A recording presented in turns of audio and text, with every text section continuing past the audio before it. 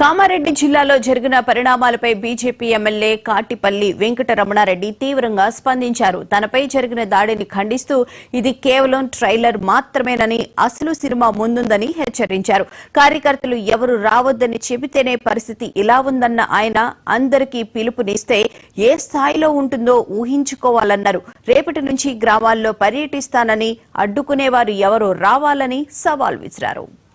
World class Hyderabad లో third class politics ఉండకూడదు, మంచిగా ఉండాలని చెప్పడం జరిగింది. అలాంటి మనిషిని ఇవాళ నేను చిన్న లాస్ట్ అండ్ లీస్ట్ బూతునే మాట్లాడే పరిస్థితికి, వాడు వీడనే పరిస్థితికి తీసుకొచ్చింది నీవు కాదా. ఇవాళ అది అయిపోయిన తర్వాత లేని ఆరోపణలు చేస్తున్నాను. రామచంద్రారెడ్డి గారు పౌరపడాన్ని తీసుకుని ఆయన చేసినటువంటి ఇది తిట్టండి, నోటికి వచ్చినట్టు మాట్లాడు, వాళ్ళు తిప్పుతాం, ఆయన పాయింట్ తిప్పుతాం, మీరు ఏమో చేస్తాం, పలుగొడతాం అంటే ఇవాళ అర్థమైంది కదన్నా, ఓన్లీ పలుగుతుంది అన్నా. ఇది ముహూర్తం, ఇది ఓన్లీ ముహూర్తం, ట్రైలర్. మీకు సినిమా ముందట ఉన్నది. మీరేమో అనుకుంటున్నారు, మర్యాద ఉంటే మర్యాదగానే ఉంటది. మర్యాద తప్పితే ఖాళీ ఒక 100 మంది కూడా లేని పరిస్థితులలో ఇలాంటి పరిస్థితి ఎదుర్కొన్నారు మీరు.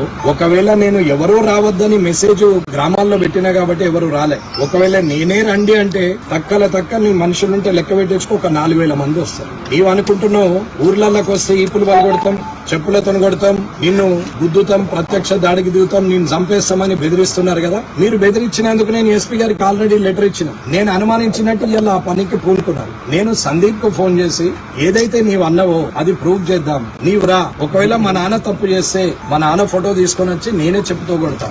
లేదు నేను తప్పు చేస్తే నువ్వే నీ చెప్పుతో నన్ను కొట్టు. లేదు ఇదే తప్పుడు ఆరోపణ చేస్తే ఆరోపణ చేపించినటువంటి వ్యక్తి లేదా నువ్వు ఏ శిక్ష కరువులు నువ్వు అది ఆలోచించుకో. రేపు ఒక్కరివే రా, నేను ఒక్కరిని వేస్తా, ప్రెస్ ఉంటారని చెప్పిన. ప్రెస్ లో కూడా ఆఫీసర్లు, దానికి సంబంధించిన కాలేజీ భూములలో ఉన్నటువంటి ఆఫీసులకు సంబంధించిన అధికారులను రమ్మని చెప్పిన.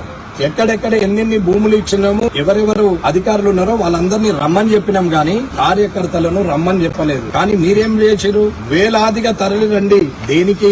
నేను ఒక్కనే వస్తాను, నువ్వు రా, ప్రూవ్ చేయని చెప్పినాం. వేలాదిగా తరలి వచ్చి ఏం చేస్తారు అంటే మీరు కొట్టాలా, తన్నాలా, చంపాలని డిసైడ్ అయిపోయారు అన్నమాట. ఎందుకంత ఇబ్బంది మీకు అంటే మీ అరాచకాలను, ఆగడాలను, మీ కరప్షన్ ను అడ్డుకుంటున్నాడని. దీనికి తోడు మీరు కలిసిందే బీఆర్ఎస్ తో. మీరిద్దరు ఒకటే.